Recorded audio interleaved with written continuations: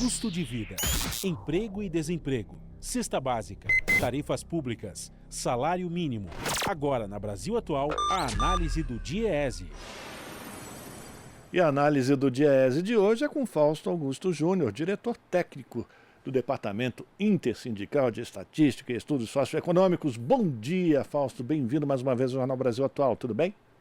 Bom dia, Rafael. Bom dia a todos. Vou falar com o Fausto sobre os últimos números ligados ao emprego, ao desemprego. Na última sexta-feira, o IBGE divulgou a Pesquisa Nacional por Amostra de Domicílios, a PNAD contínua, mostrando que a taxa média de desemprego ficou estável no trimestre que foi encerrado no mês de janeiro, registrando 8,4%, o menor índice para este período desde 2015. Com isso, o número de desempregados foi estimado em quase 9 milhões de pessoas, uma queda de 25,3% na comparação anual. Já os ocupados são 98.636.000, 3,4% a mais em um ano. Esses números, Fausto, podem indicar para a gente um otimismo que a gente está virando, então, essa curva e finalmente a gente volta a ter uma retomada do emprego, do crescimento econômico. Qual é a avaliação a partir desses números do IBGE? Então, Rafael, nós estamos falando aí de um trimestre que termina em janeiro, né? Quando a gente está falando da PNAD contínua, a gente está falando de um acumulado que se faz trimestralmente, nesse caso, novembro, dezembro e janeiro, em que a gente vê, na verdade, o primeiro mês desse ano ainda. O que a gente vê em relação ao final do ano passado é uma relativa estabilidade em relação ao número de desempregados. Nós estamos com 9 milhões de desempregados, é um número bastante alto. Nós estamos com uma taxa de informalidade beirando os 40%, uma taxa de subutilização que ultrapassa 18%. Ou seja, nós ainda estamos com um mercado de trabalho bastante complicado, com dificuldades, em especial para aquele que está nos ouvindo e que está desempregado. A questão do desemprego no Brasil é uma questão complexa e que precisa ser enfrentada, e sim, ela está ligada ao nosso crescimento econômico. A gente vem numa trajetória de recuperação de emprego, mas é bom lembrar que essa recuperação ela veio nos meses anteriores, principalmente baseado num trabalho informal, num trabalho de baixa remuneração, num trabalho ainda bastante aquém das demandas da população em geral. E na outra ponta, a gente também está vendo que uma parte, inclusive, desse desemprego, Rafael, que caiu agora, ele tem mais a ver com as pessoas que deixaram de procurar emprego, que saíram efetivamente do mercado de trabalho, do que a geração propriamente dita de emprego. Então, o que isso significa? Nós começamos o ano, lembrando, é o primeiro ano ainda, inclusive, do governo Lula, o primeiro mês, né, do governo Lula, estou falando de janeiro, em que ainda o governo sequer tinha assumido, sequer as coisas estavam sendo colocadas, era um projeto que ainda está trabalhando, ainda está em montagem, mas ele mostra para a gente que é o início, que a questão do emprego é uma questão bastante importante, uma questão central na melhora de vida das pessoas. Não se reduz taxa de desemprego simplesmente com a economia parada, a economia precisa voltar a crescer, a economia precisa voltar a rodar, e ela precisa priorizar essa questão do emprego. Nós estamos numa semana em que a discussão da taxa de juros vai ser provavelmente o centro do debate econômico dessa semana, e ela tem muito a ver com essa discussão. Existe uma queda de braço aí entre o governo Lula e o Banco Central Autônomo, lembrando, o atual presidente do Banco Central foi escolhido pelo presidente anterior, a taxa de juros no Brasil é uma taxa de juros bastante alta, nós estamos no meio de uma discussão aí entre o sistema financeiro e o próprio governo, com relação, por exemplo, ao crédito consignado.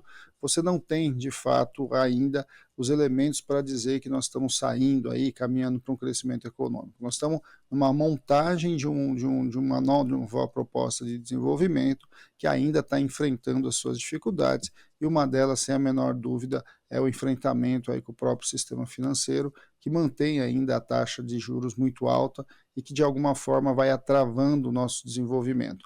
Nós temos que fazer esse debate grande aqui pelo país, mas nós temos que olhar com bastante cuidado em relação aos números que começam a aparecer. É um cenário internacional bastante difícil também, nós estamos vendo aí a quebradeira de alguns bancos, e o que tudo isso vai significar? Tem um espaço colocado, tem perspectivas, mas ainda vamos dizer que esses números indicam para nós que o patamar aí em relação ao emprego é um grande desafio para o nosso país. Emprego e renda no Brasil precisam ser centrais no projeto de desenvolvimento e precisam ser centrais na estratégia de melhoria de vida da população brasileira. E você tocou num ponto que é fundamental, né, Fausto? Que é a qualidade do trabalho que foi gerado nesses últimos meses, né? Um trabalho, como você bem ressaltou, um trabalho informal, com baixa remuneração, e isso precisa ser atacado. Mas e a massa salarial? Agora, com o aumento do salário mínimo, a tendência de que esse percentual comece a melhorar? E uma outra avaliação que eu queria de você, Fausto, a gente percebe também que as fiscalizações do Ministério do Trabalho estão descobrindo cada vez mais casos de trabalhos ligados a trabalho análogo à escravidão. A importância também de enfrentar essa situação, né, Fausto?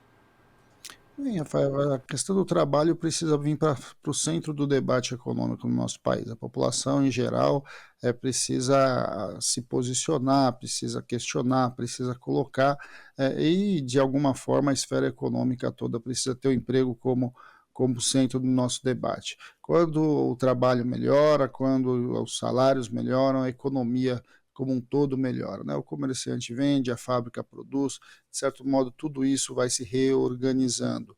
É sempre bom lembrar, né? A gente tem uma taxa de juros por conta de se fala muito, né? Por conta de uma inflação muito alta, a inflação está tá dentro ainda do espectro da meta, mas ao mesmo tempo a gente sabe que a inflação que a gente vive hoje é uma inflação de custos e não uma inflação de consumo, de demanda, o que coloca para nós um debate importante para essa semana, que é o enfrentamento da taxa de juros.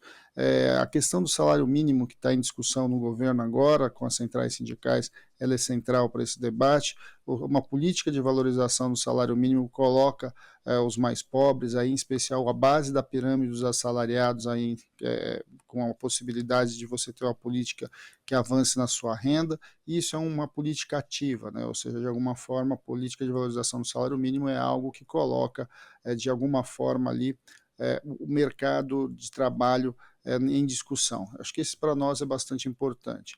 Além disso, como você falou, começa a remontagem, inclusive, do Ministério do Trabalho e das ações vinculadas à questão do emprego e da renda no Brasil, começam a apontar os problemas do que foram os 4 anos que se passaram.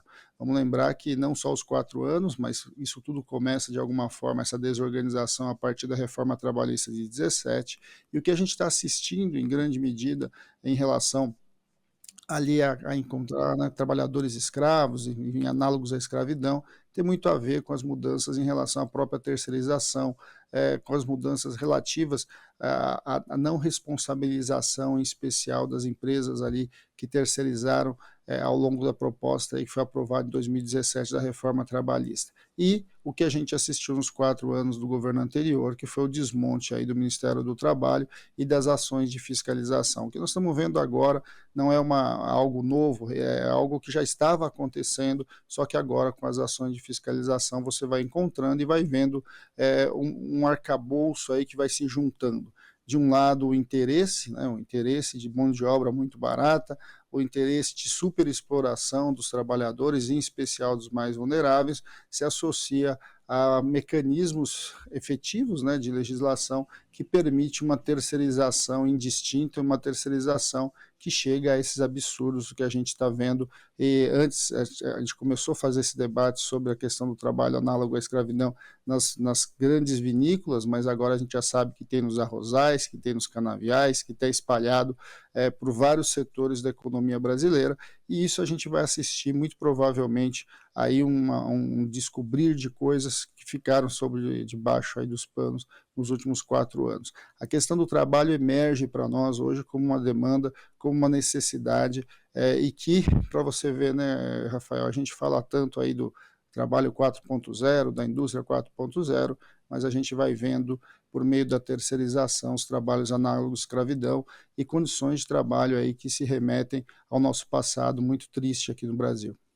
E aí a gente tem também indicativos, né? Sinalizações. Por exemplo, o ministro do Trabalho, Luiz Marinho, hoje e amanhã estará no Rio Grande do Sul, vai visitar a região vinícola, vai encontrar com o governador do Rio Grande do Sul. Isso demonstra que o governo não vai deixar que essa situação continue dessa forma. Isso dá uma sinalização para o mercado de trabalho como um todo que condições análogas à escravidão não serão toleradas por esse governo. A gente pode ter essa leitura? Bem, Rafael, esse já é um indicativo, né? Nós estamos no terceiro mês desse governo, e no atual governo, e nós já encontramos uma quantidade razoável aí de situações de trabalho análogo à escravidão maior do que a gente viu quase nos últimos 4 anos. Isso significa que a fiscalização está voltando, isso significa que há uma indicação muito clara do atual governo que algumas práticas não serão toleradas. Ao mesmo tempo, você abre grandes negociações, como a questão do salário mínimo, ao mesmo tempo você vai olhando ali toda a movimentação e todo o embate que está acontecendo no sistema financeiro.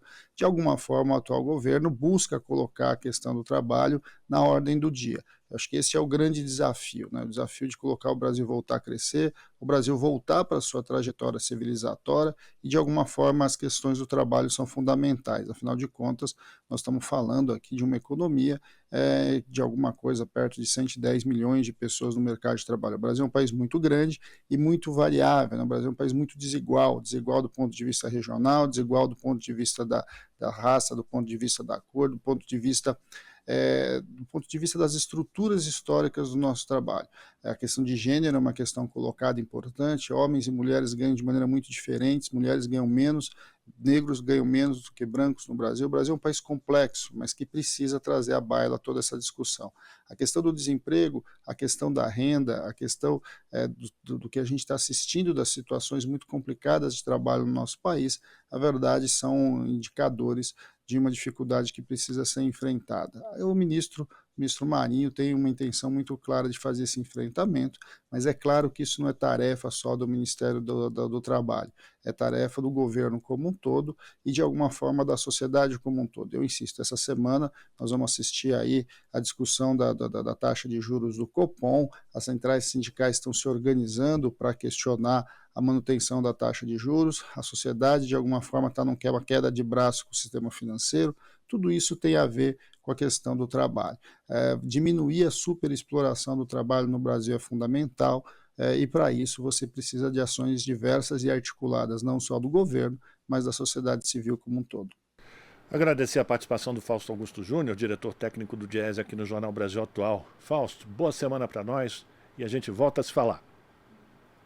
Bom dia a todos novamente, Rafael, e boa semana. Conversamos com Fausto Augusto Júnior, aqui no Jornal Brasil Atual. Estamos apresentando Jornal Brasil Atual. As notícias que os outros não dão.